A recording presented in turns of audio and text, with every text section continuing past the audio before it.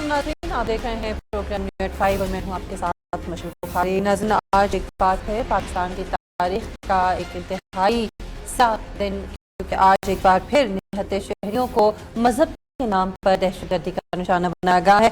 आज का अफसोसनाक वाक़ा जो पाराचनार में पेश आया, पाराचनार एक बार फिर लहू लहू है, जहाँ पर एक बार फिर भाग दुश्मन ने पलट कर वार किया है। नमाज जुमा से पहले नूर मार्केट में खौफनाक बम धमाका आज हुआ है और इसके नतीजे में अब तक की जो इत्तलात हैं उसके मुताबिक 24 अफराद बताए जा रहे हैं जो कि शहीद हुए हैं, जबकि मुतादिद अफराद इसमें ज़ख्मी हुए हैं। और हम देखते हैं कि उसके बाद मज़म्मतें, अफसोस, बयानात, कमेटियाँ, इजलास, ये एक सिलसिला जो है शुरू हो जाता है। हर धमाके के बाद इसी तरह होता है, लेकिन आखिर ठोस इक़दामात जो हैं वो क्यों नहीं लिए जा रहे? पाक फौज तो बरसरे पैकार है, कार्रवाइयाँ जारी हैं, लेकिन फिर कमज़ोरी कहाँ पे है? क्या सिविल गवर्नमेंट जो है उसकी सतह पर जो है वो कमज़ोरी नज़र आती है, जिसकी वजह से इस तरह के वाक़यात जो है वो आए रोज़ पेश आते हैं? इसी बात से आज हम बात करेंगे अपने प्रोग्राम में, और इस वक्त हमारे नुमाइंदे अनवर शाह पाराचनार से हमें ज्वाइन कर रहे हैं। सबसे पहले वहाँ की सूरत हाल जानते हैं। अनवर, बताइएगा, इंतहाई अफसोसनाक ये वाक़या पेश आया है पाराचनार में, अब तक डेथ टोल क्या है, कितने अफराद ज़ख्मी हुए हैं? जी बिल्कुल, आज कुर्म एजेंसी पाराचनार शहर में एक 10वां धमाका था। पहला धमाका नहीं बल्कि 10वां धमाका था।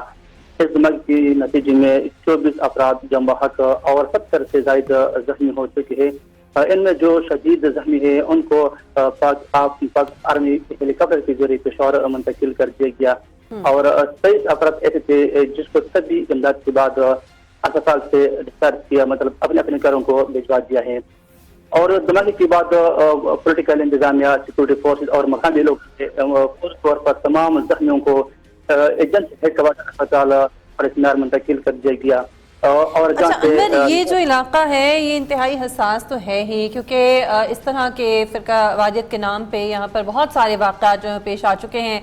बहुत सारे लोग जो हैं, मासूम लोग जो हैं वो अपनी जानों की नजराने जो है पेश कर चुके हैं, और दहशतगर्द जो है वो आड़ लेता है मुसलमानों को आपस में लड़ाने की एक साजिश है, एक ऐसी चीज़ की कोशिश करता है और एक ऐसी चीज़ को बुनियाद बनाता है जो एग्जिस्ट नहीं करती।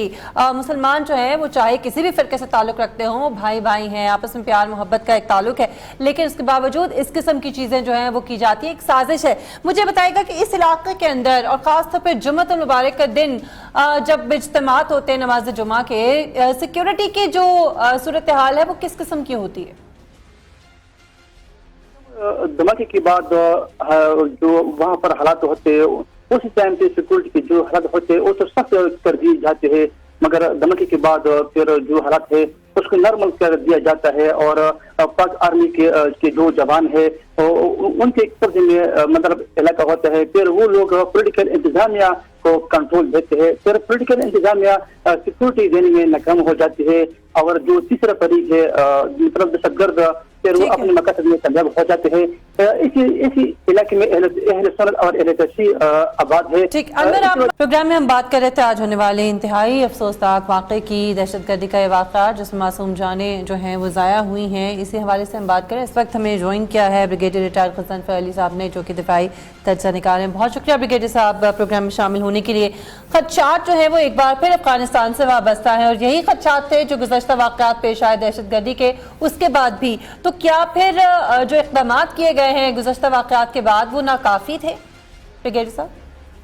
नहीं, मशल बात यह है कि ये जो इस किस्म की जो जंग होती है जी, और जिस किस्म के अजाब से या प्रॉब्लम से हम गुजर रहे हैं, इसके बहुत लंबे लिंकेजेस बन जाते हैं। अब आपने देखा कि जैसे जब नॉर्थ सऊदीस्तान में ऑपरेशन मुकम्मल हुआ जी, तो वहाँ पे बहुत सारी जगह सिक्वीज हो गई। उसके बाद जरूरत थी कि उसी वक्त रद्दुल फसाद जैसा कोई ऑपरेशन शुरू किया जाता है या पूरे पाकिस्तान में तमाम प्रोविंसेस में साइमल्टेनियसली, क्योंकि इस लड़ाई का असूल ये है कि दहशतगर्द को आगे भागना चाहिए और सिक्योरिटी फोर्सेस को उसका पीछा करना चाहिए, और जहां वो फंसे वहां जाके मारना चाहिए उसको। अब उसके दरमियान थोड़ी रिस्पाइट आ गई थी, और अभी वो ऑपरेशन जो तमाम सूबों में या एक ही टाइम फ्रेम वर्क में रेंजर्स भी और फौज भी और पुलिस भी ऑपरेशन कर रहे हैं। अब उसमें जब आप ऑपरेशन کا दायरा कार इस तरह बढ़ाएंगे तो आप खुद ही सोचिए तो उसकी पेल्फरेज किधर जाएगी। वो इसी इलाकों में जाएगी जो आपके शहरों के कॉर्नर पे हैं, जो आपके शहरों के बाहर हैं, जो आपके सॉफ्टवेयर टारगेट्स हैं। महाराष्ट्र आपको पता है बड़े अरसे से दहशतगर्दी थे एक एलिमेंट है, वो बहुत वजह से सेक्टेरियन टेररिज्म का ब्रिगेडियर साहब, अस्करी मामलात में जो चैलेंजेस हमें दरपेश हैं वो तो अपनी जगह, लेकिन नेशनल एक्शन प्लान को सामने रखते हुए जो इक़दामात उठाए जाने चाहिए थे, जिसमें जो सियासी और मजहबी जमातों में जो अस्करी विंग्स हैं उनका खात्मा था, कलअदम जमातों को ख़त्म करना था, मदरसों की जो स्क्रूटनिंग थी वो थी, ये जो तमाम चीज़ें जो बुनियादी चीज़ें हैं, बुनियादी निकात हैं, इस पर आप नहीं समझते कि जो अमल दरामद होना चाहिए था वही नहीं हुआ? क्योंकि एक बार फिर फिरका वाराना जो इस किस्म के तसादुम और साजिश जो है उसके तहत तसादुम की कोशिश की जाती है, इसका कला कमा क्यों नहीं हो रहा?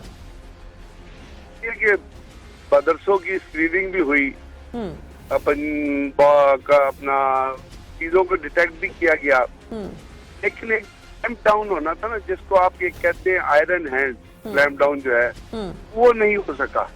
दूसरी बात, एक बहुत बड़ा मशल सोचिएगा किसी वक्त जी, ये बहुत सारी चीजें जो है ना, ये बहुत सारी आपके नैरेटिव से रिलेटेड है, ये उस समझ से रिलेटेड है जो समझ आपके अंदर आपके जो मजहबी तबके हैं वो किसी अंदर सेक्टेरियनिज्म के हिसाब से डालते हैं।